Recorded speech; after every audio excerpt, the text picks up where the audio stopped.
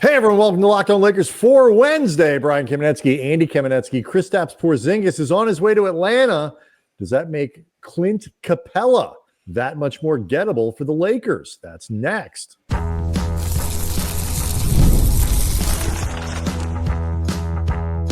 You are Locked On Lakers, your daily Los Angeles Lakers podcast, part of the Locked On Podcast Network, your team every day.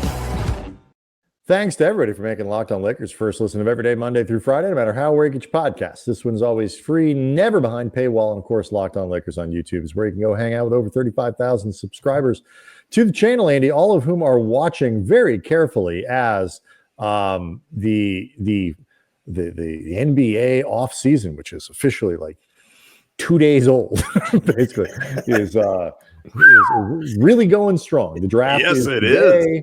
And trades are already happening. We talked about signings that are already happening. Daniel Gafford, we led Monday's show with that.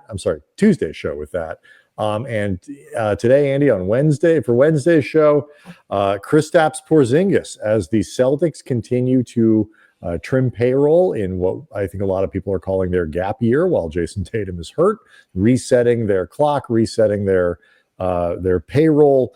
And they sent Kristaps Porzingis on Tuesday to Atlanta. And of course, this is relevant to Lakers fans because if it wasn't,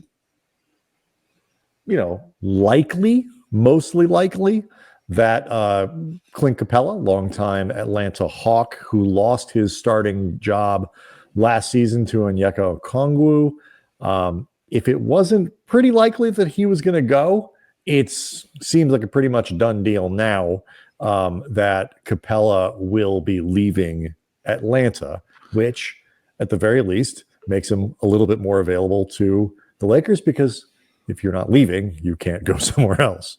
Yeah, even if Porzingis, Atlanta pictured him and Onyeka Okongwu playing together with Porzingis as more of a 4, Okongwu is a 5, like just the front court minutes that those two are going to sop up together, as it's also very clear that Atlanta is looking to win. They're going to be trying to win more games. So by definition, a lot of teams in the East are kind of making these sort of, hey, the Celtics down here. Maybe we should take a crack at this. Well, the Celtics are down. Tyrese Halliburton, unfortunately, with the Achilles tear, is going to be out indefinitely. Cleveland has had their share of injuries, and Darius Garland, we don't know exactly when he's going to be back from toe surgery. Like they didn't prove it this year. Like Cleveland was the best team in the East all season long, but didn't prove it in the playoffs. And so I think people see an opening there. Yeah, there's a lot that feels fluid in the East. And you and I had talked about, well before this deal with Porzingis, and I know there had been some Laker fans that hoped that maybe as Boston was looking to shed some payroll, that Porzingis could be gettable for the Lakers.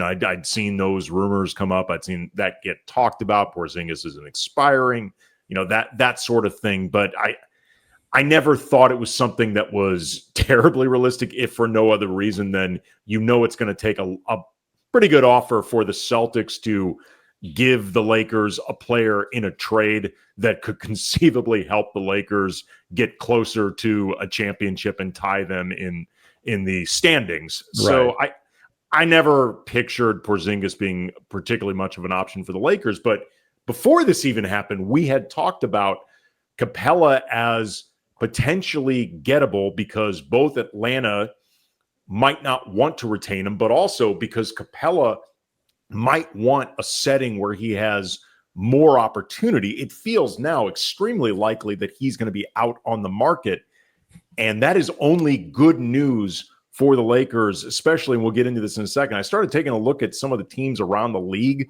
that I think would realistically even be in this sweepstakes for Capela, if you want to call it that. There ain't that many. And that's critical because on the one hand, it is good when players become when Gafford briefly, when that news broke that Gafford, had signed that, what we thought at the time was a contract that would keep him from being traded. That was, even if Daniel Gafford isn't exactly the center that you want, it's still bad for the Lakers because more centers means fewer teams fighting over the same guy. Like, you can spread it out a little bit. There's more supply to meet demand. And so, adding Capela to that mix, it is good that Capela is going to be out there. Again, more supply to meet demand. And you're talking now about the demand portion of it. Everybody knows the Lakers are desperate for a center, but how many other teams are going to be willing to spend their money on a center? The demand side really matters. Yeah, and I took a look around the league, like at some of their rosters, and I will admit, I do not know all the cap situation, the apron situations.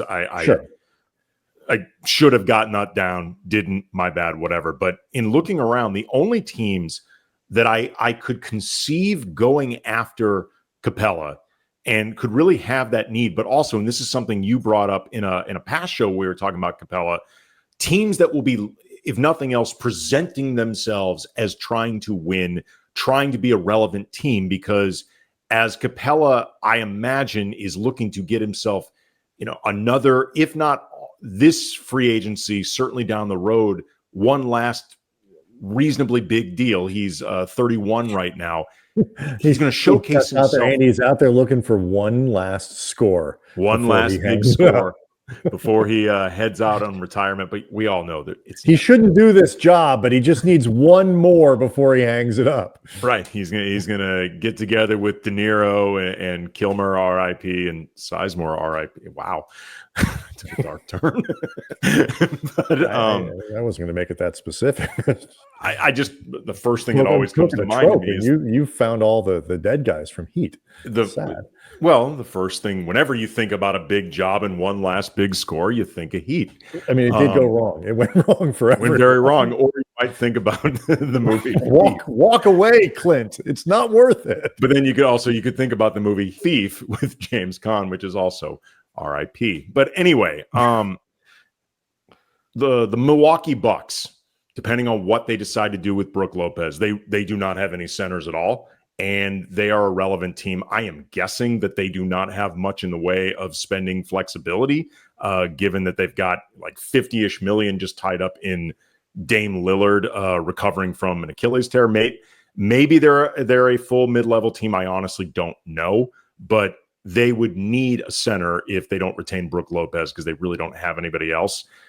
The Suns, who are clearly they're like a fifth apron team, but they have Nick Richards and 11 shooting guards or small forwards, so they could clearly use a center.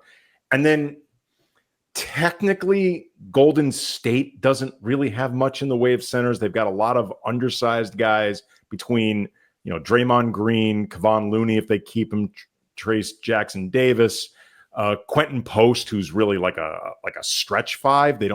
But Capela doesn't strike me as somebody who really plays Golden State's way. He seems like an odd fit for them. I guess you could sort of call him Looney-like, it's not like Kevon Looney stretches the floor.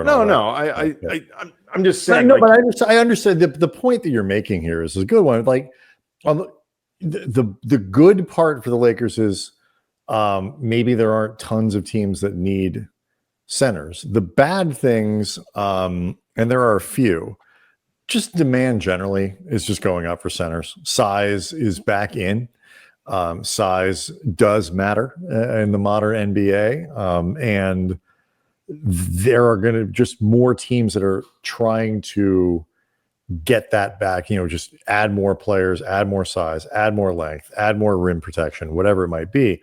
And so that works against the Lakers, even if it's like, okay, it's not our most gigantic need, but he's a pretty good player.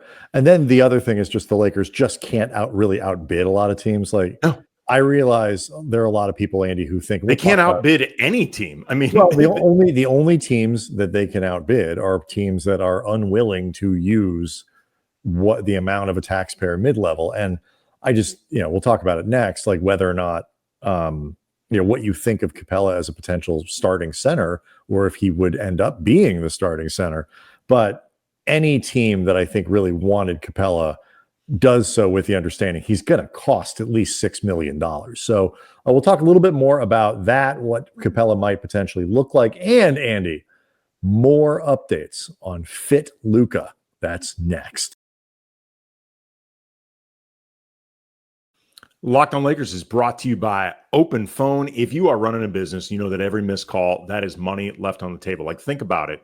The last time you had a service emergency and the first person that you reached out to, first company you reached out to, they didn't answer, you didn't wait around, you called somebody else. And that's why you need Open Phone. Open Phone is the #1 business phone system designed to streamline and scale your customer communications all through an app on your phone or computer. You don't have to carry 2 phones. With Open Phone, you can manage business calls and texts from one app, whether you're on the go or at your desk. And there's a shared inbox so your team can jump into any conversation without missing a beat. The AI agent over at Open Phone handles after-hours calls, answers common questions, captures leads, so you never miss a customer. Open Phone is offering our listeners at Locked On Lakers 20% off your first 6 months at openphone.com/LockedOnNBA. That's OPENPHONE.com/LockedOnNBA. And if you are switching from another service, Open Phone even ports your existing numbers at no extra charge. Open Phone, no missed calls, no missed customers. One of the interesting things about this, Andy, I think, is the opinion of people have of Capela. Like, we are making a big deal out of about the possibilities of Clint Capela being available.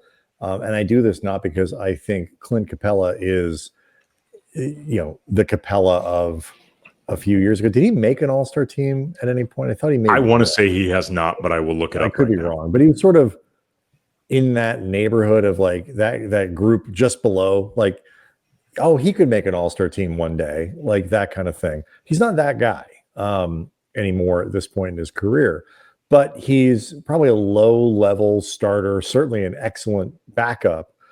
Yes. But more than that, he's available. Like, the Lakers can't, this isn't Hogwarts. Like, you can't just conjure up the center of your choice because you want one. Like, you have to be able to get someone that is available. And so while, Capela isn't perfect, he does, the skill set that he has, at least in theory, does align pretty well with what the Lakers would need. He still can block some shots.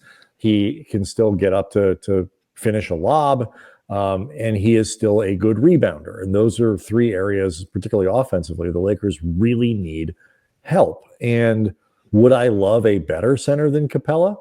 Yes. If the Lakers, as your starter, as your backup, he'd be a luxury. Sure, but just generally, like, as we start to fill out the position on the team, would I prefer Capela and like a better center additionally? Yes. But there aren't very many of those. So we've done a few shows about like which centers are legitimately available. And if you can't, say, swing a trade for Nick Claxton, who I think is probably better than Capela at this point. He is. I mean, not crazy better, but like better. And like, but if you can't swing that, if you sign Capela, there's a very solid chance that he ends up the best center on your roster. And that may not be ideal, but it's also it's a top 30% outcome for the Lakers this summer.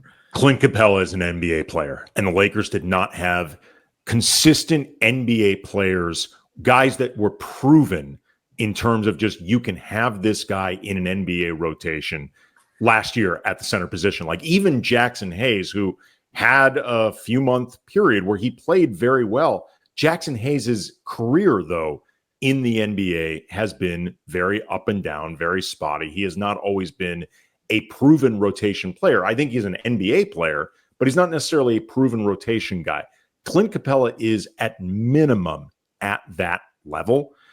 If he is your starting center, it's not ideal, but I also don't think he is somebody ridiculous to have as your starting center. And in theory, if, let's just say, the Lakers can't swing a deal for Nick Claxton or Daniel Gafford or any other center that you think is better than Capela and that actually may be on the market, you could do worse than Capela as your starter, particularly if you can manage to find, with a veteran's minimum, a decent playable backup.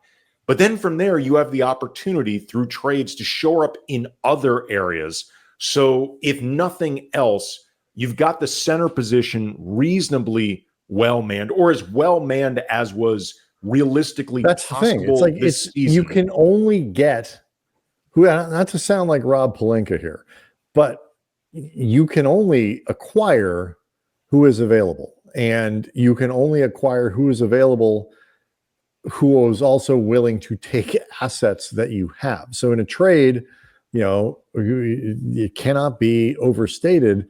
The Lakers don't have a lot of really appealing assets to go get really appealing players. Right. And then in the meantime, too, Clint Capela, you could do worse as a stopgap solution. And I think he would end up a stopgap because my guess is he's 31 and would likely want to re-enter free agency in his early 30s, like we said before, try to get that one last reasonably lucrative, reasonably long-term deal.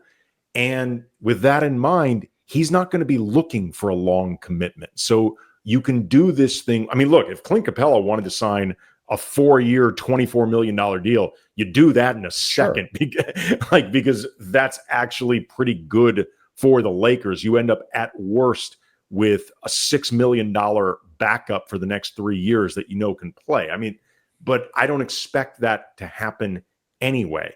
So you end up with a stopgap solution who is at least a credible, if not ideal, starter. You look to shore up other areas, and that becomes the best you can do. It's not letting Rob Pelinka off the hook, because I'll just say this right now. If Rob Pelinka's big move is bringing in Clint Capela, and that's the biggest thing he does, I'll just say right now, I would avoid Mark Walter in the hallways for a while, because that means you are not doing, I am saying right now, you're not doing your job as well as I would think somebody trying to impress my future top boss would want to do. So if you're like, it's one, again, if that's your primary ambition, it's, you try and fail, it's going to happen again. Walter's not stupid. He understands, you have saying a lot would need to happen, I think, for Clint Capela to be the biggest acquisition this offseason and everybody be cool with it. Especially if that was the plan. Right. I'm just saying you could do worse than him, particularly for that money and what I'm guessing will be the commitment. And then in the meantime, you have flexibility to try to shore up in other areas, because there are other areas. Center's just the one that gets talked about the most because the Lakers literally have none. Jackson Hayes erasure there. I mean, he's a free agent. They don't have him on the roster. They could bring him back, Andy. They could, but they have Koloko on a two-way.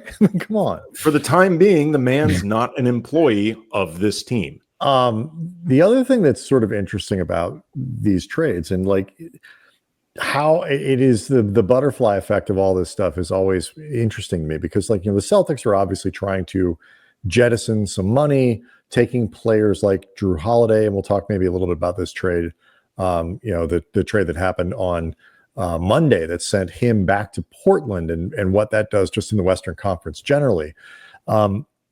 They're taking some of their older players who you might want to kind of turn over the next couple of years and moving them now while it appears they are set for a down year without Tatum next year. I don't think the Celtics are dismantling the whole thing. I think they are planning on coming right back after next season and trying to keep going. But one of the things now at the bottom sort of end of the spectrum, a player like Luke Kornet or Al Horford, both players that there was at least some question while the Celtics needed to save money as to whether or not those players would be back. At the very least, one of them probably is more likely. Like, there's a good chance, I think, that a player like Kornet just stays in Boston because they need players. He's not terribly expensive. They already know him. And, you are still trying to field a competitive team. So, while the more prominent player is Capela, and seems like he's going to be that much more available. Quietly, a couple other potential options may disappear. Yeah, this is the way the league works. I mean, there's always a ripple effect to everything that happens, and that's why GMs have to always remain, fluid and creative and always thinking about. I mean, the first thing that popped to mind when I saw this news about Porzingis going to Atlanta wasn't about Boston. It wasn't about Atlanta. It was, oh, bleep, Clint Capela might be more available. And that is how I'm sure every single GM around the league thinks. When it was the same thing when Daniel Gafford, when we saw the structure of his contract, it was, oh, what does this do for his chances of even potentially ending up with the Lakers? This is just how the world works. We all become very narcissistic with our own teams and our, the area that we're in. For us, that is the Lakers. Yeah, I mean, I'm not that interested in how these trades impact the Hornets. I'm just not on my list. Who is on my list, Andy? Luka Doncic. I just want less of him on my list, and he appears to be like less of him. He appears to be doing just that. Dan Wicke reports now for The Athletic. We'll break it down next. Locked on Lakers is brought to you by Wayfair. There's nothing like stepping into your own outdoor space and feeling like you have escaped to a personal oasis. If you are wanting to update your patio this season, Wayfair has made it really easy to turn it into a space that feels like your own, comfortable, stylish, and ready for summer. Wayfair has everything you need to level up your outdoor space: conversation sets, outdoor bars, hot tubs, gazebos, even the perfect string of lights to set a vibe. It's going to give your backyard a resort feel, but without the resort price tag. And whether your style is clean or modern or eclectic or just very super specific, Wayfair is going to help you tailor exactly your vision to your backyard. And again, it's going to feel like your own private retreat or the perfect place to have everybody over to hang out. Don't wait. Make your outdoor space your dream oasis today with Wayfair. Enjoy it all summer long. Head to wayfair.com right now. Shop a huge outdoor selection. That's WAYFAIR.com. Wayfair, every style, every home. Do you have the picture of Caruso's t-shirt? Yes, I do. So one of the highlights of the parade in Oklahoma City was Alex Caruso, who we mentioned on Tuesday's show for his comments after the series was over, talking about the 2020 bubble title. This might be the single greatest t-shirt. If you haven't seen it, it's Alex Caruso as all four faces on Mount Rushmore. All of them. It is so incredible. Like, this is just 10 out of 10, no notes, chef's kiss. It's Alex Caruso with a headband, Alex Caruso in goggles, one Alex Caruso that frankly looks more like Robert Sacre, old friend, than Alex Caruso, and then a fourth Caruso plus two. You should know he is wearing his Lakers ring on a chain around his neck, repping that first championship, putting to bed any doubt anybody might have had that he wasn't completely being sarcastic and giving double middle fingers when he made the offhanded joke about now he finally has a real one. He was mocking anybody who ever put down the bubble championship as an achievement. He was, again, giving double middle fingers. This should put it to rest. This was just a glorious look for a guy who's really carved out an awesome career. And like we talked about on Monday's show, Brian and I covered Caruso for a couple of years, just a really good dude. It's awesome to see a guy who really truly had to bust his ass to even have a semblance of an NBA career, much less what he's become now. It's really great. Yep. And we, got to stick up for our bald friends here, our compatriots. So I was there. I was there in the scrum when JaVale McGee explained how he convinced Alex Caruso one day to finally come home, to shave that just that those really ugly remnants of hair that just come on, bro, it's time. And then to put on the headband, and then he deemed him the eagle. He said that he would soar like the eagle that he is, and JaVale was a prophet, man. It is excellent, Andy, to see. We're going from internet anecdotal Zapruder film parsing of the tea leaves and the signals and what is Luka's wife making for dinner. Is he posting this on his Instagram? Is it a slimming shirt or is it all of this stuff? And we have hard reporting now that Luka Doncic is getting himself into shape. This comes from Dan Wojcicki now at The Athletic. It's a thing, and Luka's taking it seriously. Yeah, from Dan Wojcicki over at The Athletic. Now, by the way, Dan Wojcicki, he left The Athletic, for those who are unaware, and he left the LA Times, and he is now covering the beat that was vacated by Jovan Buha, who is going to be focusing now on his podcast, Buha's Block. Both those guys, obviously friends of the show. And what I heard, Andy, that Jovan is just setting up for one last score before he walks away forever. Well, like all of us, we can never walk away from this team permanently. From Dan Wojcicki's most recent, maybe first piece for The Athletic, quote, Doncic has been incredibly committed to his conditioning this offseason. He's dropped significant weight and is working on a strict diet and cardio training, according to a source with knowledge of the plan. In a shift from his normal offseason, he spent a month away from on-court work to focus more on his body. Doncic has looked visibly slimmer in photos and is now back working out with Slovenia, readying for Eurobasket competition later this summer. Let's effing go. Yep. He's either getting ready for Eurobasket, Andy, or he's getting in shape for one last score before he moves. I know he's going to get a contract extension from the Lakers, a couple more before his final score. Look, I know we make a big thing out of Luka and fitness and all that kind of stuff. Like, it really is a big deal. And, we've seen what happens. And look, like the Mavericks and Luka apparently tussled a little bit last year over how long he should be out with that calf strain and all this other stuff. And clearly Team Luka, who was saying he needs more time, as we've seen with Lillard, as we've seen with Halliburton. You do not mess with calf Jason Tatum. Jason Tatum. Did he have a calf strain?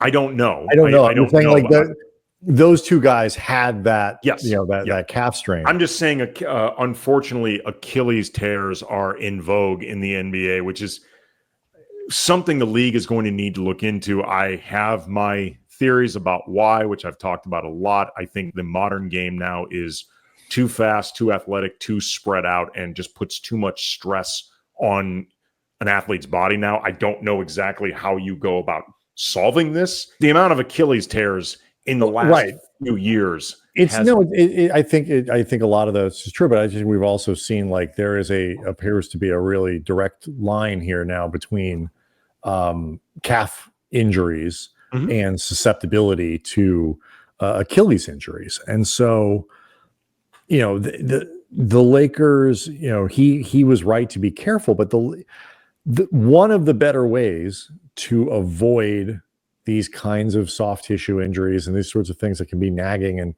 limit is just to try to avoid getting hurt. And being in good shape does not completely prevent you from being hurt. But it helps, being, more flexible, having, all this other stuff.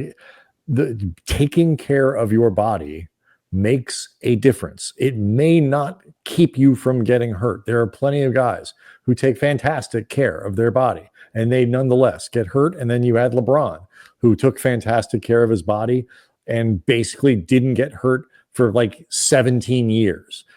There's space in between those. Unfortunately, all the injuries were basically limited to the Lakers. Right, but it took until he got to be like 37. But I understand your point. But like, somewhere in there is where you want Luka to be. You want to increase your odds both of just playing better, being able to get through fourth quarters better, closing better, being better prepared for the playoffs, and what will be a monumental workload that he's going to have. But you want to improve every bit of odds that you have for a guy who has played a ton of basketball, even at age 26. He's older than that in basketball years, and he can't wait until he's 29, 30, 31 to really take this stuff seriously, because it'll catch up to him faster than that. So to see the commitment, it's great for the Lakers. I mean, they're going to give him the money anyway, but I'm sure they're excited to see it. And, let's watch some Eurobasket. We are definitely going to be watching more Eurobasket than ever before. And by more, I mean any. I don't even, to be honest, know what it is, but I'm going to learn all about it and watch Luka during the summer. And we've mentioned before, man, if the impetus for this is spite and revenge and humiliation for the way Dallas messaged his jettisoning, and basically old Tubby can't be counted on for a max deal. His body is a ticking time bomb. He's too irresponsible. He enjoys the lifestyle too much. Like, eventually, I think eventually Luka will appreciate if this becomes a real thing for him, and like really a different stage for him as an athlete, like physically, and a different body. Like, I think he will eventually come to appreciate it and maintain it for the benefits. But if the impetus in the beginning is double middle fingers, revenge body, Nico Harrison, fine. I don't care why it happens. Well, yeah, it's fine. Totally cool. The why is immaterial to me. I just want to see it, because it's not just the best thing for the Lakers. I think it's going to be the best thing for Luka. Yeah, I think he gets it. And I don't think last year was fair for the people, because you have to take these things in totality. And he was definitely heavier. There's no question. But he was also coming off a playoff run where he played more minutes than anybody. No. I mean that in the most literal sense. Nobody played more minutes in the playoffs when the Mavs made their run to the finals. Nobody played more minutes than Luka. And it's fair to say those were pretty high leverage, high responsibility minutes. So you go from that to where you are, you have that incredibly long run. You don't really get an off season. You go straight basically into international play. So you're not getting your time off to both recuperate, but also to get yourself back in shape. You finish European play and you basically get hurt right away. Like it would never got going. And so I don't think last year was a perfect sample of Luka's overall overarching attitude for all the talk that's been around for the last few years. But, look, he was embarrassed by what they did in Dallas and how they did it. And they cost him a bleep ton of money on top of it. $100 million. Cost him a lot of money. Yep. It's something that's, so Nico Harrison can sit there and say he never would have done this stuff in Dallas. I have no idea. Maybe he's right, but that's their problem. Totally, but it's also totally irrelevant, because what he would have done in Dallas has nothing to do with what he is doing in LA. And this is already a very good sign. Looking forward to watching him play in Eurobasket with both hands kind of over my eyes the whole time, peering through, just to make sure, because I'll be worried he gets hurt. Anyway, Locked On Lakers on YouTube is where hang out. Over 35,000 subscribers to the channel. We'll be back. I'll be back tomorrow with old friend of the space, Anthony Irwin. Claire DeLune is going to join the show for Friday, and working on Monday. So we'll see. But then Andy will be back on Tuesday. Enjoy the draft. We'll see everyone after.